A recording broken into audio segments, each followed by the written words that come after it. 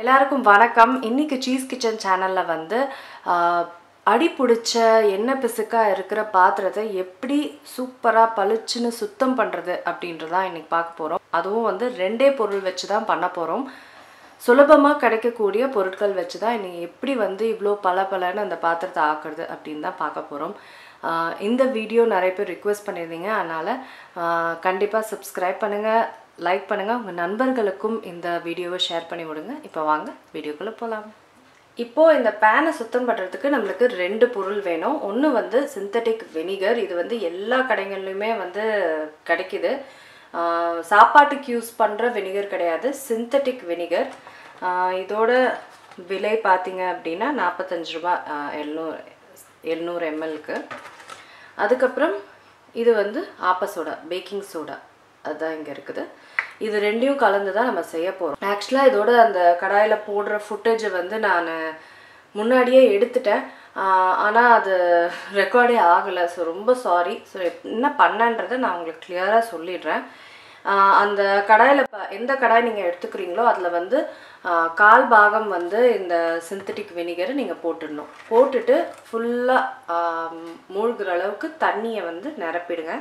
நிரப்பிட்டு இதில் ஒரு table spoon இதை எடுத்து அதில் போட்டுட்டு நல்லா கலக்கி விடுங்க. பபிள்ஸ் மாதிரி வரும், பயப்படாதீங்க, ஒன்றும் பெருசாக ஆகாது. ரியாக்ஷன் தான், வினிகர் சோடாவோட ரியாக்ஷன். அதை நல்லா கலக்கி விட்டுட்டு ஒரு அரை மணி நேரம் அப்படியே விட்டுடணும். உங்களுக்கு பபிள்ஸ் மாதிரி வந்துட்டே தான் இருக்கும். ஸோ அது ஒன்றுமே ஆகாது, பயப்படுறதுக்கு ஒன்றும் கிடையாது. அரை மணி நேரம் அதை வந்து ஊற வச்சிடணும். அரை மணி நேரம் கழித்து என்ன பண்ணணும்னு சொல்கிறேன். இப்போ இந்த மாதிரி ஒரு ஸ்டீல் ப்ரஷ்ஷு ஏதாவது ஒன்று நீங்கள் எடுத்துக்கலாம். இதே தான் எடுக்கணும்னு அவசியம் இல்லை, ஏதாவது ஒரு ஸ்டீல் ப்ரஷ்ஷு எடுத்துக்கலாம்.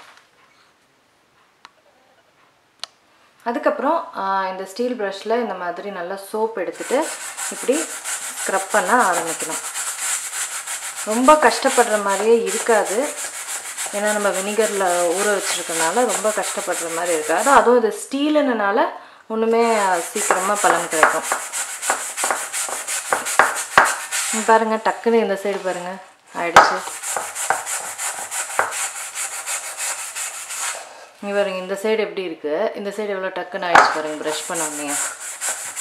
ஸோ அந்த மாதிரி நீங்கள் நல்லா இந்த ஸ்டீல் ப்ரஷ் வச்சு நீங்கள் ப்ரஷ் பண்ணாலே போதும்.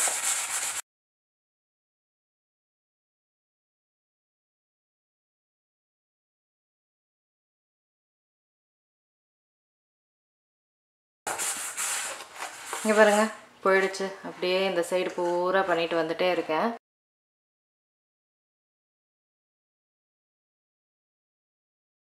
ஸோ இந்த சைடெலாம் நல்லா இப்படி பண்ணியிருக்கேன். இந்த சைடு உங்களுக்கு காமிக்கிறேன், ஏன்னா இந்த சைடு தான் உங்களுக்கு பயங்கரமாக இருக்குது இல்லைங்களா. ஸோ இந்த சைடு காமிக்கிறேன்.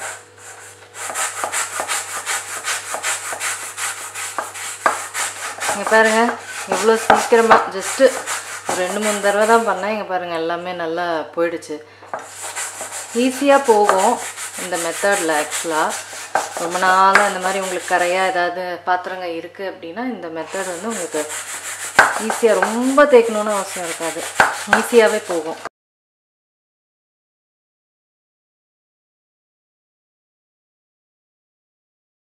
எந்த அளவுக்கு போயிருக்கு பாருங்கள் இந்த சைடு. நீங்கள் சோப்பு மட்டும் இல்லாமல் பேக்கிங் சோடா கூட தொட்டு நீங்கள் வந்து ஸ்க்ரப் பண்ணலாம்.